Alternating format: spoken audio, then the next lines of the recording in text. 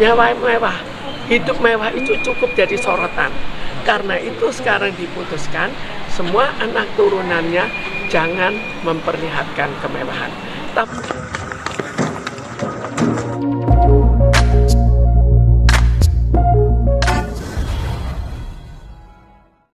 siang rekan-rekannya, kami barusan telah memberikan klarifikasi. Klarifikasi itu tentang Ibu Diana. Ibu Diana sebagai saksi ya, kepada siapa diberikan surat pengunduran diri. Surat pengunduran diri ibu ini sebagai pesero pengurus. Maka kami terangkan kepada Ibu Diana. Nah, kemudian kami serahkan surat pengunduran diri sebagai pesero pengurus, tetapi dibuat mengundurkan diri baik pesero pengurus maupun pesero komanditer. Jadi Ibu Diana ini perlu diklarifikasi, perlu dipanggil. Kemudian ada juga notaris Makahanap.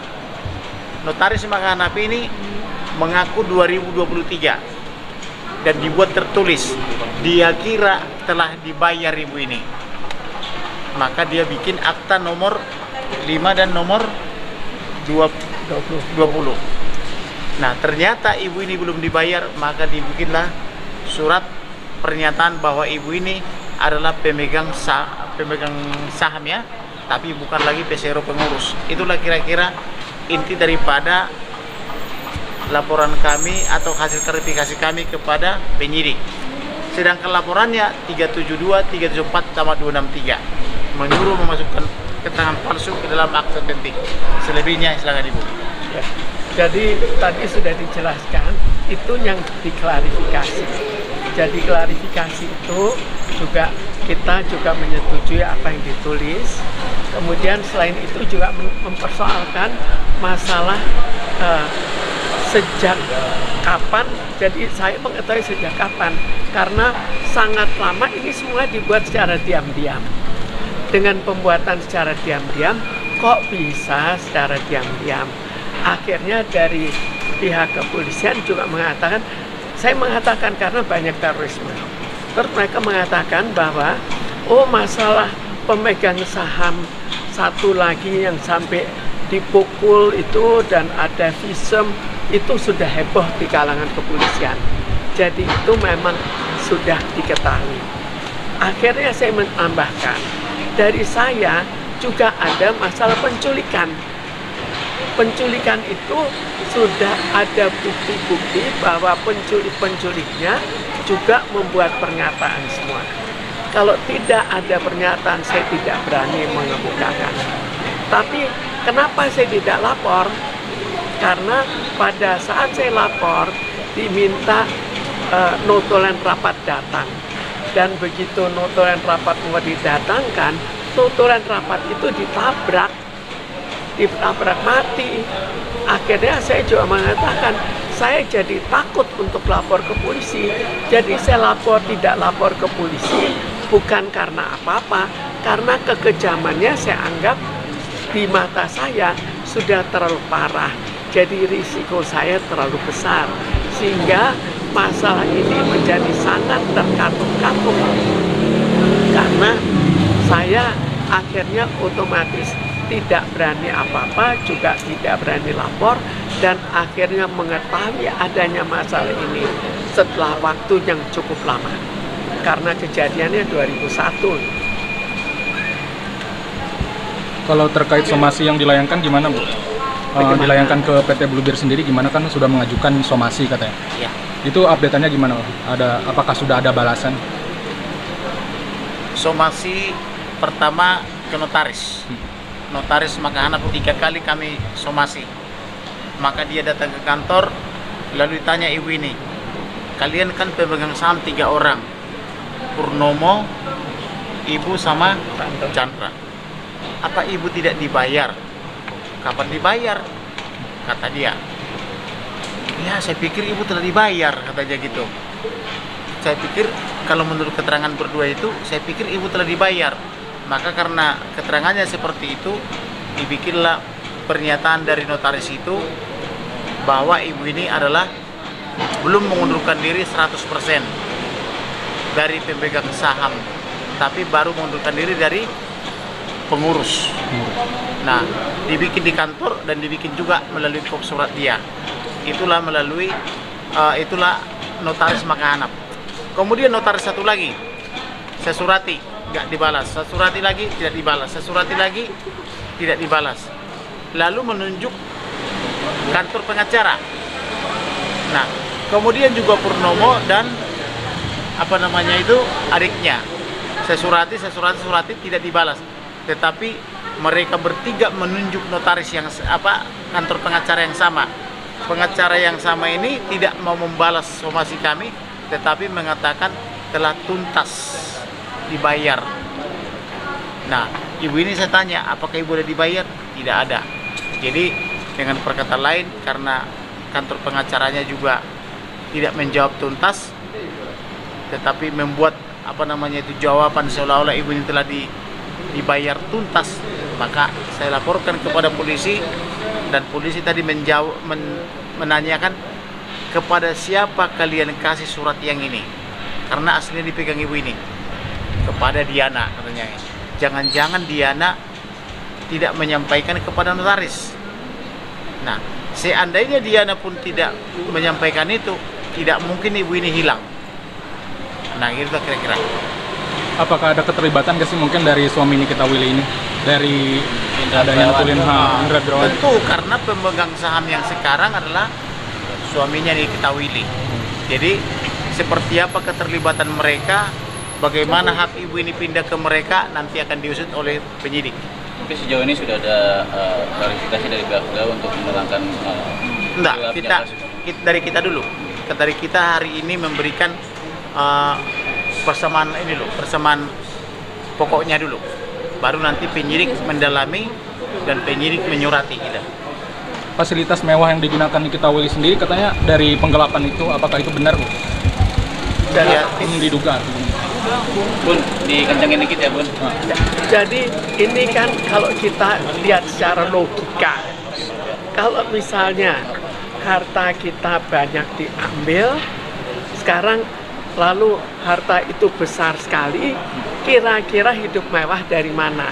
Ini saya tidak bisa membuktikan bahwa dia ambil dari situ, tapi saya hanya bisa membuktikan bahwa terlalu banyak harta saya yang diselewengkan, yang digelapkan. Jadi di sini kita harus tahu yang seringkali kacau itu adalah antara PT Bluebird Taxi dan PT Bluebird TPK. PT Bluebird Taxi itu perusahaan induk dari tahun 1971. Kemudian tahun 2001 dibuat secara diam-diam ada PT Bluebird. Tapi sekarang yang saya pertanyakan, modal untuk mendirikan PT Bluebird itu dari mana? Apakah PT Bluebird itu perusahaan bodong atau tidak? Nanti pada periode berikutnya ada masalah ini yang akan kita gugat lagi. Tapi kalau misalkan pihak kisruhan ini pas Indra Priawan ikut dalam... Kalau masalah Indra Priawan, kita bayangkan bahwa semuanya itu dilakukan oleh adik saya dan kakak saya. Indra Priawan itu anak dari kakak saya. Kira-kira bagaimana? Dapat hartanya enggak? Kalau secara hukum ternyata dapat. Sekarang apakah dipakai? Apa itu disimpan? Nggak tahu juga. Tapi secara logika, kalau kita sebagai logika pada umumnya, ya kita anggap ya memang harta saya itu yang dipakai untuk hidup bermewah-mewahan. Total kerugian, maaf mengklarifikasi, 200 miliar, benar nggak? Triliunan, saya belum menghitung persisnya. Bun, apa dengan lahirnya Bang, juga apa lahirnya anak dari Indra Priawan di luar negeri, salah satu juga mungkin boleh dugaan kita ya, untuk mewanti-wanti dia nanti untuk kabur ke luar negeri, Bang? Sekarang kita lihat, saya tidak bisa mengatakan pasti atau tidak pasti ya. Tapi pada umumnya, kalau sudah kita membuat kesalahan, kamera Bun, kalau kita sudah banyak menggelapkan harta orang, Maka banyak sekali yang menggunakan cara untuk lari ke luar negeri. Kelihatannya ke Amerika itu, lari ke Amerika itu cukup enak. Kita punya anak, otomatis anak itu jadi warga negara. Maka berlakulah hukum di Amerika. Ini secara umumnya, kalau kita lihat, itulah kebiasaan orang untuk akhirnya lari ke luar negeri. Tapi kenapa Bu, dari pihak PT Bluebird sendiri bilangnya Ibu belum memiliki saham, Bu? Bahkan sejak 2001 berdiri kalau nggak salah. Ini kita kembalikan lagi. Apa namanya PT Bluebird Taksi? Apa namanya PT Bluebird TBK? Jadi kita bayangkan ada perusahaan besar sejak tahun 1971 namanya PT Bluebird Taksi. Setelah 30 tahun tiba-tiba didirikan PT Bluebird TBK itu secara diam-diam, tidak ada yang tahu. Yang tahu hanya kakak saya dan adik saya. Yang lain itu tidak tahu. Akhirnya perusahaan ini uangnya dari mana? Itu perlu kita selidiki. Karena uang itu demikian kecil, kok uang sedikit saja bisa membuat perusahaan yang raksasa. Itu pertama. Kedua, ini kan semuanya fasilitasnya dari PT Bluebird Taksi, perusahaan Bluebird induk. Jadi sekarang kalau semua dari perusahaan induk, apakah ini perusahaan dalam perusahaan atau betul suatu perusahaan yang didirikan sendiri dengan kekuatan sendiri? Coba kita lihat, apakah masyarakat bisa membedakan mana PT Bluebird Taksi, mana PT Bluebird TBK? Apakah pengemudinya bisa membedakan?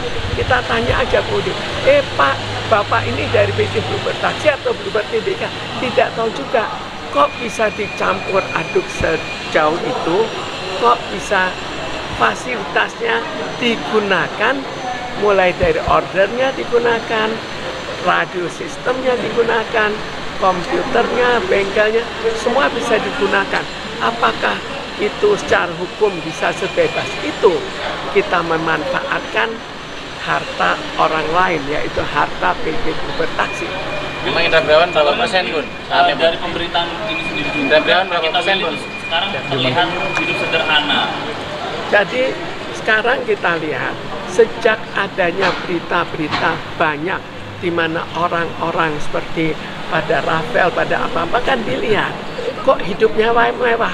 Hidup mewah itu cukup jadi sorotan.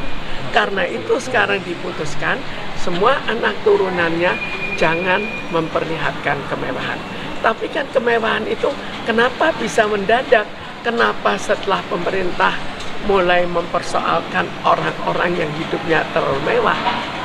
Jadi kita secara logika saja deh, kita pertanyakan, apa iya kita hidupnya mewah terus tiba-tiba nggak mewah? Ada apa? Indra Priawan berapa persen, Bun? Indra Priawan itu jadi kok kita